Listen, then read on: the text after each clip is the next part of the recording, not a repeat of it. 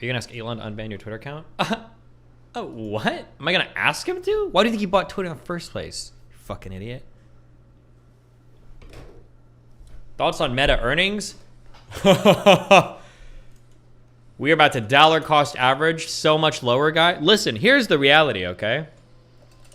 The lower the stock gets, the lower your... Here's the reality, okay? Now listen, guys. I was real good at math, so I understand all of this. The lower the stock gets, the easier it is to dollar cost average down when you buy new shares. How easy is that? Imagine you buy a share of a stock for 200 bucks, okay? Now, if that stock drops to $50, well, then you just buy a second share.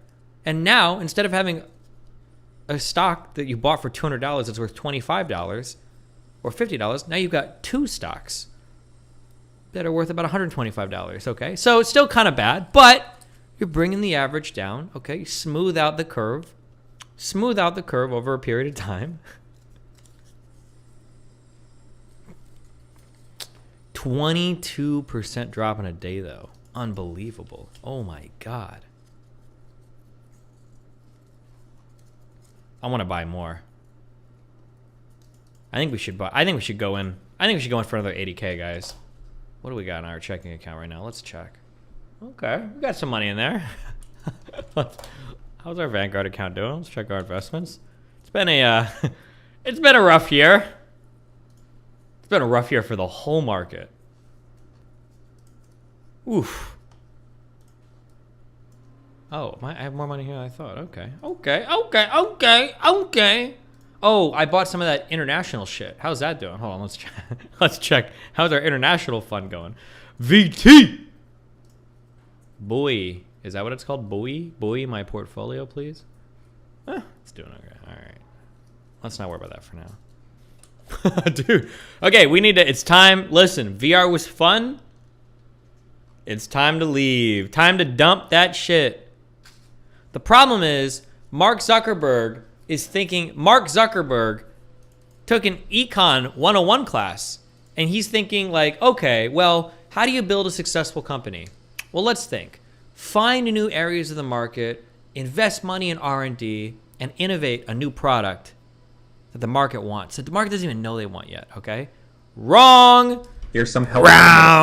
Wrong! Dumb fuck! Wrong! This is 2022, okay? When you're a big company, let other companies find the ideas and then buy them, okay? That's what you do. If VR is gonna be the future, wait for some other fucking loser to invent it and then buy the company, Zuck!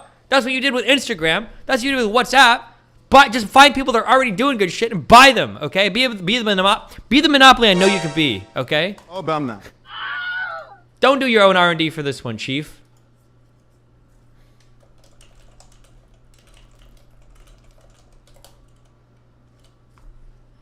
They bought Oculus? Okay, well, how's that going? How did they invest $9 billion in R&D or more? What are you researching? How much is there? It's 3 dimensions. Are you trying to add a 4th? What are you looking for in there, Zuck? $9 billion. What is this, 5 billion per leg? What are you doing, mate? Okay, I haven't really said much about the whole metaverse and the future of VR stuff, but this is just a single laptop and the new Quest Pro paired together, and with this real-time pass-through.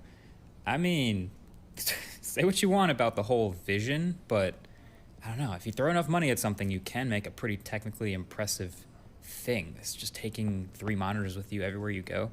I have some thoughts, so. Wait, hold on. That's actually really fucking awesome.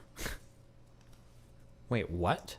Could you carry around glasses that are actually just projecting monitors and shit for you? Nobody wants to wear this shit all day? I'd wear this in a plane.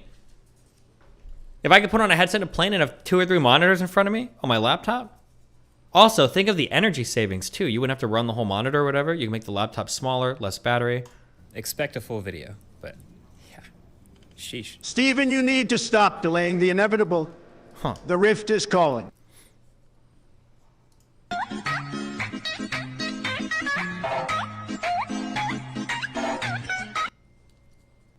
Oh, hold on. We got a metaverse video.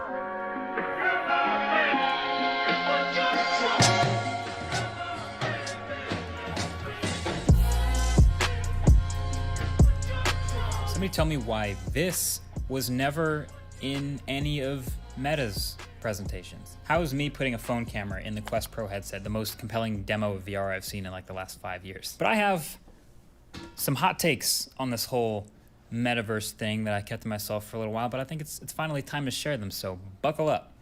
Let's get into it. So Meta's stock is down over 60% this year. Facebook's growth has flatlined, and their CEO, Mark Zuckerberg, has doubled down on this commitment to the whole metaverse thing, which they've continued to pour tons and tons of money into. It's like, what is going on here? But let's just zoom out a second and start with some definitions. VR is virtual reality, which is, putting a headset on and being completely immersed in a new virtual world.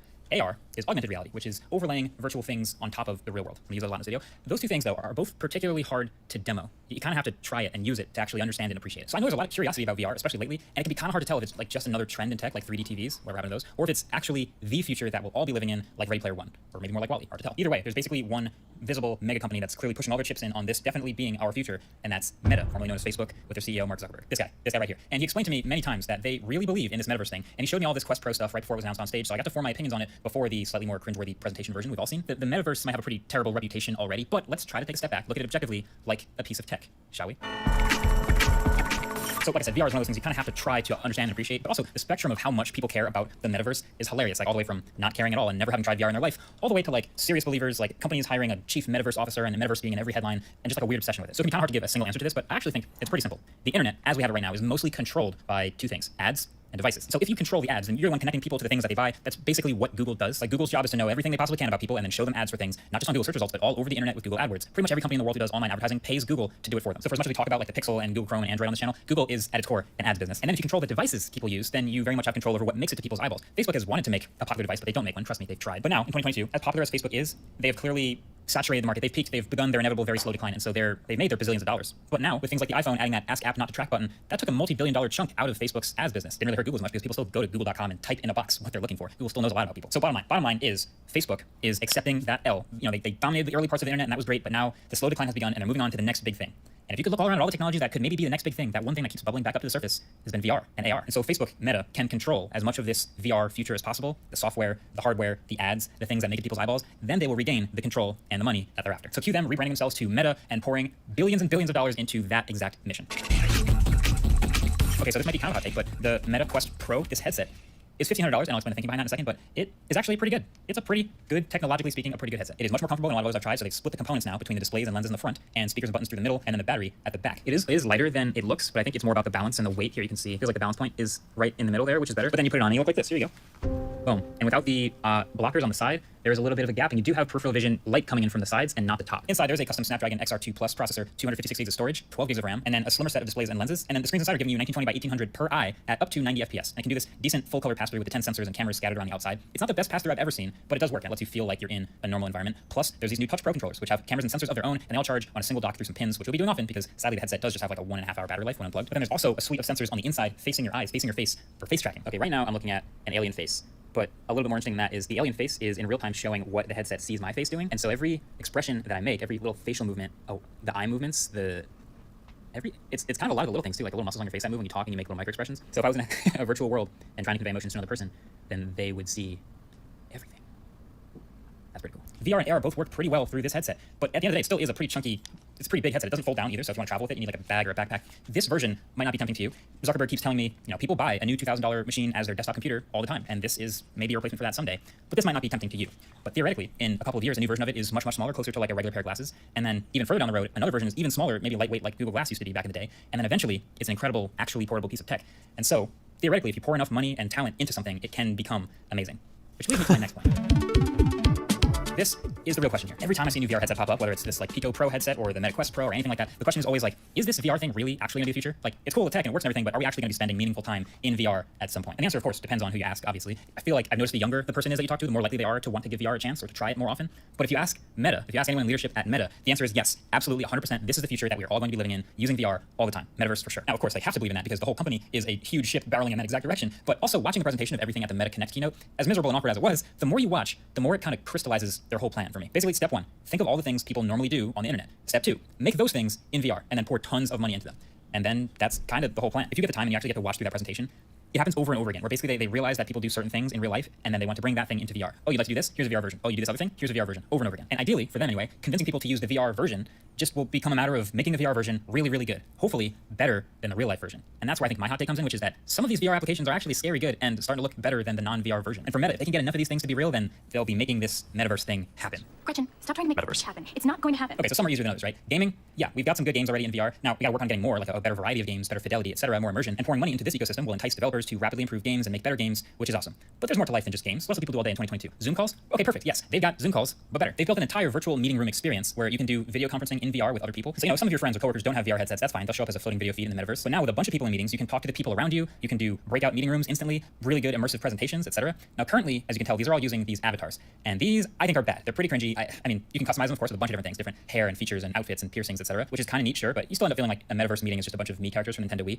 But it's very much a stopgap because we also saw that Meta announced this live avatar demo that looked absolutely wild to me. You can essentially use your phone to take a scan of yourself, and then the headset takes that and puts a photorealistic version of you into the virtual environment, complete with that face tracking and eye tracking and everything that we talked about before. That is super next level. So you can imagine now, instead of just a Zoom call with coworkers, a really good meeting is a bunch of people from all over the world all in one room with all the advantages of the eye contact and relative audio positioning and being able to like lean over to the person next to you and say something really quietly just to them. All this is stuff that you can't really do in a Zoom call. And so just replace these weird avatars with the hyper realistic ones and they might be on something. But that's just meetings. That's not even that much time. What else do people do? Maybe they just work remotely, period. You really have to think about it because it sounds so fucking retarded. The idea of like having, is this VR or AR? I guess it would be VR, huh? I feel like the AR is the better way to go, but I guess they want to do VR. But like doing like a Zoom call where I have like a table and I can actually see the people that I'm talking to with like good scanned like images of them in and not that fucking me shit is somewhat of an interesting idea rather than like the Zoom call. I don't know. Sure, okay, then they'll build this whole metaverse, this whole virtual office building for people who work in. So if they work all over the world, different countries, they can all collaborate in the same spaces. But even the first thing I showed in this video, which is just simply working on... You got it. I don't think you can have any release, though. Like, no offense, I'm never doing, like, multi-million-dollar Zoom call deals with fucking me avatars. That's never going to happen. But the face scan shit, Destiny, why would you do that instead of a video call, though? If the technology was easily there and accessible, because people just the more real you get, the better it is, right? Because like my question would be, why the fuck do people do video calls instead of just audio calls? People like video. They like to see people on video. It's just a human thing. We just do. Is a thing that many people do for many hours a day. And the Quest Pro has native Mac support that let me project my Mac screen onto these multiple huge virtual screens. So you can take a huge triple monitor setup wherever you go, basically. You can just take this headset with you and do way more with fairly high resolution that can, again, get better with time and more money. They've poured money into Microsoft to bring Office 365 and Word and Excel and everything into workrooms natively. They've poured money into Accenture to give them like thousands and thousands of VR headsets to get those people to use the metaverse to work virtually all the time. Basically, Meta can and will dump a ton of money into this because that's all they're doing right now. There's like a common trope that like if you want to make a bunch of money as a startup right now, just make a virtual reality tech startup in some way, and you will eventually level up enough to just get acquired by Meta. It's no wonder chief metaverse officers became a thing. That became a way to like make it seem like you might get acquired by Meta. But that brings us to the last thing. There's only one problem that I have with all of this, which is that one company controlling the entire foundation of this second generation internet, if you want to call it that, this metaverse, is a terrible idea. So this comes down to Meta wanting as much control over this future as possible. Facebook was built on someone else's foundation. They want to build the next foundation and then be the ones responsible for everything that grows up on top of it. The workrooms, the games, the experiences, everything. So they're pretty visibly pouring as much money into it now as possible to get as far ahead as possible. Now, plenty of other companies are developing and making really cool VR stuff now along those same lines, don't get me wrong. There's the Pico headset I just showed you. There are stuff from Google, stuff from, I think we all expect in the next year or so, Apple to finally unveil their VR headset, which I think will make Meta a little bit nervous because Apple will for sure make sure that's the best one for iPhone users. But Meta has already, made so many connections and built so many technologies and bought up so many VR companies and VR studios that it sucks, but it's like, if there's any company that can be positioned to bring this technology over the hump to make it a thing, then it's Meta. But the downside of that one, especially this company, having possibly that much control over people and over the future of the internet, and possibly doing crazy things like using eye tracking to make sure you see certain ads, is way too much for me to want to root for it at all. I said before, but when companies truly compete, that is actually when we win. When there's actually real incentive to get better because competition makes them better, that's when we get better stuff. But man, Mark's metaverse money might make the Meta thing much more mainstream. You have to hope that VR is going to be the next big thing, and it's not going to be like 3D movies. I don't know how old you guys were. I don't know, people still try to push it, but for a long time, people were like, 3D movies are the future, 3D movies. And there would always be like one or two like big 3D movies that would come out like every 5 years, but nobody really gives a fuck about it. It's like, this is gimmicky as fuck, nobody cares.